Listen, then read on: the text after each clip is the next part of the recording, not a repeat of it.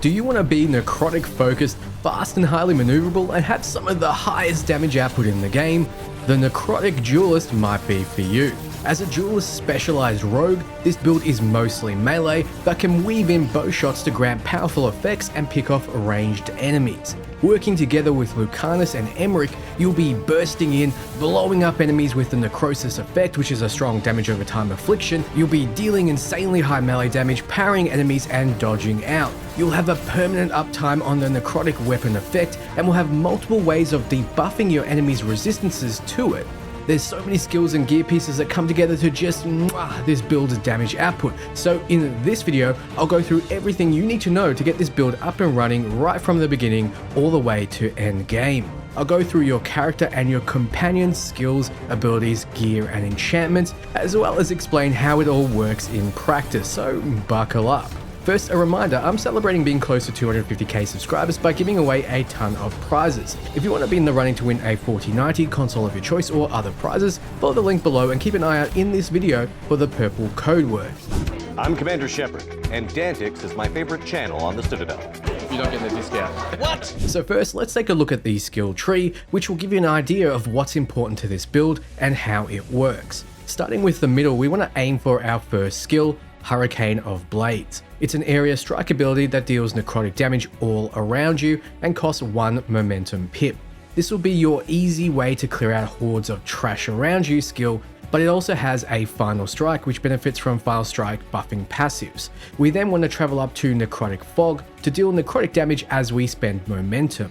Get to Poisoned Reply for a way to apply necrotic weapons, which makes it so your melee and range attacks deal necrotic damage for a limited time.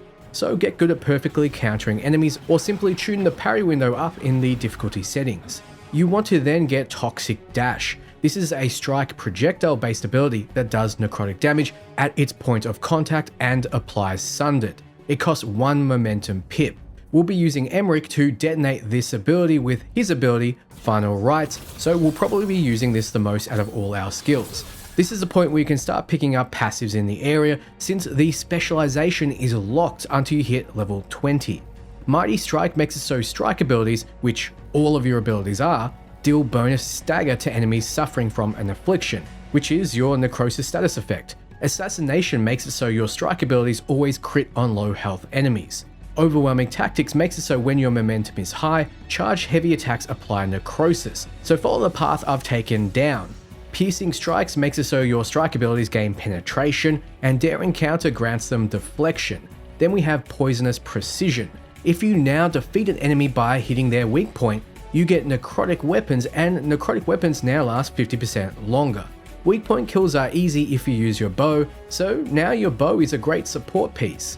Underdog's Bite turns your Hurricane of Blades into a good way to enhance your damage output, while Breathing Room increases its radius, meaning you should always hit at least 3 enemies you need in order to get the enhanced damage effect. It should be at this point you can unlock your specialization, so grab your new necrotic based ultimate and use it liberally. You'll also get your final skill, 1000 Cuts, and this will be your best way of dishing out damage quickly. It's a strike control ability that costs 1 momentum pip. It also uses the final blow mechanic that is buffed with a few passives in this tree. Get every single skill in the specialization, a few will be locked until you're 30. These will encourage you not to spam your abilities too much as you get bonuses for high momentum amounts, and it will encourage you not to get hit as it rewards high adrenaline. Continue on through the skill tree, getting skills like Heartseeker to buff your area ability, and pick up another Breathing Room passive to increase the size of the AoE even more. Grabbing Close Quarters Combat is amazing for this build, as most of the time it's just a flat 15% bonus damage. Then we grab Electric Armor, since we'll have a heavy helm on with light armor. This will mean we get a bonus 15% weapon damage and extra stagger. So part of this build will lean into dealing high stagger damage, as the next skill, Victory Rush, grants you necrotic weapons on takedown, and you can get those takedowns easier as you'll deal 25% more stagger damage. Then we pick up some Motivation, which gives you 4% bonus damage per max arrow count. This can give up to around 80% bonus damage if you really lean into arrow count, and the Electric Armor skill gives us a bonus of 4, which is 16% extra damage right there for one skill, which is more than the skill even just gives you flat. Plus, we picked up skills along the way that increase arrow count. This is an insane skill for buffing your damage. So that's more or less all the important skills you'll be picking up. So you can see that we'll be applying necrotic damage, stacks of necrosis, defending with parries, getting necrotic weapons through headshots, parries and takedowns, which we'll be getting more often due to high stagger rates. But that's not the end of your build. Your gear will bring it together and really benefit from the necrotic weapon effect. So when it comes to gear, it's very simple. Try to improve your necrotic damage and you'll benefit from necrotic weapons and necrosis. For how to get these unique items, check out my unique chest guide in the description below. The legendaries though can be found in the world and in shops. The unique item, Arena's Talon, makes it so you almost always have necrotic weapons on, meaning basic attacks from your swords and bows will deal necrotic damage, then fully upgrading the rarity of the enchanted longblade will mean those necrotic weapons are leeching you back alive when they hit enemies suffering from necrosis, which will essentially be all the time. With Cryptwood Bow, an easy way to apply necrosis will be hitting their weak points, which is usually their head, and any stack of necrosis will be improved. The Heavy Helm and Tevan Parade, when fully upgraded, will further add stacks to your enemies, while Striking Misfortune, Light Armor, will improve your necrotic damage by 15%. Having both a heavy and a light armor piece pays off with the greater passive we mentioned before, Electric Armorer, to give you more damage and stagger. Now, I'm using uniques for my accessories, but feel free to use basics that improve necrotic damage or necrosis stacks. You can find most of these non-unique items by going to appropriate vendors or looking around. Potions applying bees is necrotic damage. A Pale Reflection simply adds 20% more damage to basic enemies at all times. Serpent's Kiss makes it so charge attacks deal necrotic damage around you, but remove the necrotic weapons. Thankfully, we have so many ways to get them back. Extracting Shard just gives you everything you could possibly want with necrotic weapons. The only rune you must have is Scourge for the passive extra damage, but use any other rune for the active, unless of course you struggle to keep necrotic weapons up. Enchantment wise, you want weapon damage, added necrotic damage, strike ability damage, max necrosis stacks, and affliction duration. You could, if you wanted to, lean into stagger damage as well with this build, and there are plenty of items that help with that as well as enchantments. But the build is not yet complete. We still have companions. You have to see your companions as an extension of you. There are two companions that really stand out for this build, but feel free to use what you wish instead of Lucanis if you absolutely must replace someone. The companions you'll be using are Emmrich and the aforementioned Lucanis. Emmrich detonates the sundered effect that both of you can place. He also heals and reduces enemies' resistance to necrotic damage. Lucanis can passively and actively buff your damage and reduce necrotic resistances. So starting with Emmrich, we want to use his Final Rites ability as it deals necrotic damage and detonates the sundered effect, which you and Lucanis will be applying. You with Toxic Dash and Lucanis with Abominate. This skill can be upgraded to apply necrosis on hit, as well as improve its damage against targets already inflicted with necrosis. It can finally be upgraded to double the amount of stagger damage it does. You want to then invest in the Bell Tolls. It deals damage to the target and applies Quietus, a necrotic damage over time effect that will, when upgraded, give you momentum and, most importantly, reduce the target's necrotic resistances, opening the door for all three of you to deal more damage to the target. Last, you have Replenish for when you need a heal. It can be upgraded to be more powerful and make you immune, which is perfect as a panic heal, which it'll be used for as most of the time you rather use Emmrich to detonate or reduce resistances on enemies. With his staff, Hermetic Pendulum, you can apply vulnerability to necrotic damage on your target by using Attack My Target. Upgrading this further will improve this. I chose to enchant the staff with Attack My Target now applies necrotic damage, making so you'll most likely want to open a fight by commanding Emmrich to attack a target.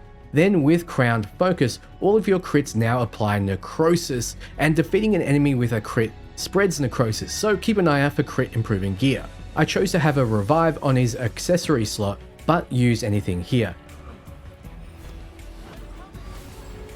In terms of specialization, I went for the wrong one for the build personally, but that's because of Redacted. You should make the Hero of the Veilguard choice that gets him the Lich's Vestige, which makes it so detonating a sundered enemy, which he'll do nicely, applies Quietus along with all the bonuses we have upgraded it to have in the skill tree, like reducing necrotic resistances. If they already have necrosis or Quietus, they take extra necrotic damage.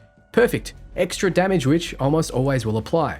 The passive you get is Death's Call, which makes all of Emmrich's abilities apply necrosis when dealing damage, and the whole party's affliction damage is increased by 75%. I can't tell you how insane this is, and I would need to go back through absolutely every single skill I just went through to tell you how much it combos with this build. So that's Emmrich, who is absolutely essential. Next is Lucanis, the Demon of Varantium, who isn't as essential but still very useful. You first would enjoy giving him the Hardened status, which you can do by choosing Nev over him in the story. This will remove his ability to cast a heal, but will buff his damage output, which is great for you since you won't be using his heal at all. You'll be using Debilitate, which is another way of applying the standard effect for Emmrich to detonate. It deals high stagger and necrotic damage. It can be upgraded so that when it crits, it increases the afflictions already on the target and their durations reset. Perfect for our build. Then we'll be picking up Eviscerate, which deals more necrotic damage the lower health the target is. It can also be upgraded to permanently lower the enemy's necrotic resistances by 20%, which is insane. It can also be upgraded to apply a bleed and necrosis on the target, so an extra affliction type that will benefit one of your passives in your skill tree. Finally, give him Adrenaline Rush. It grants you enhanced damage on activation, but why would you activate it when you have Abominate or Eviscerate to use? Well, Adrenaline Rush can be upgraded to activate passively.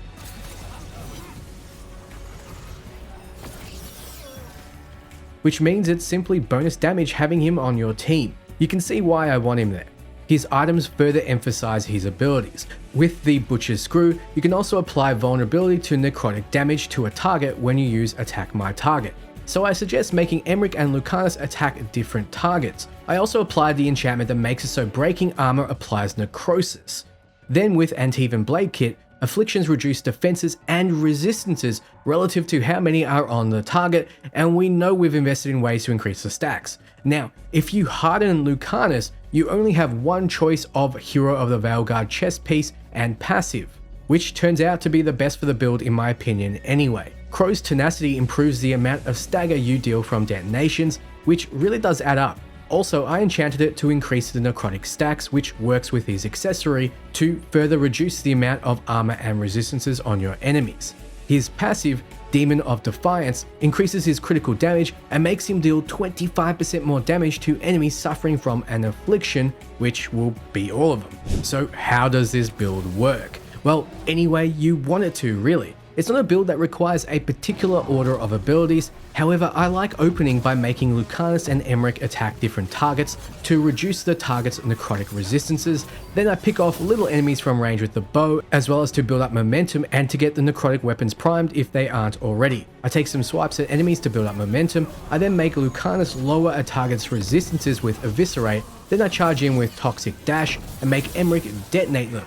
At that point, it's just a matter of working with what I have. Hurricaneer Blades if surrounded by trash, or 1000 Cuts if there are some stronger targets. All that lowering of resistances and armor will mean your ultimate, which hits a lot of times, will be doing exponentially more damage. You want to be parrying when you can, dodging when you can't, and not forgetting to weave your companion skills in whenever you can, and finish off enemies with stagger.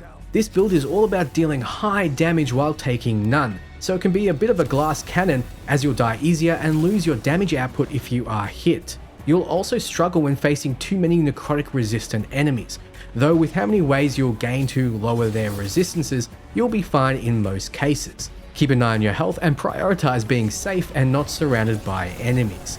Pick off the pesky range enemies first if you can. In that case, Lucanis' Debilitate and Emmrich's Final Rites combo will work at disrupting them when you can't get in yourself. Overall, you won't find a flashier build than this. So that's everything. What do you think of the build? Let me know below. If you have any different opinions, I'd like to hear it as well.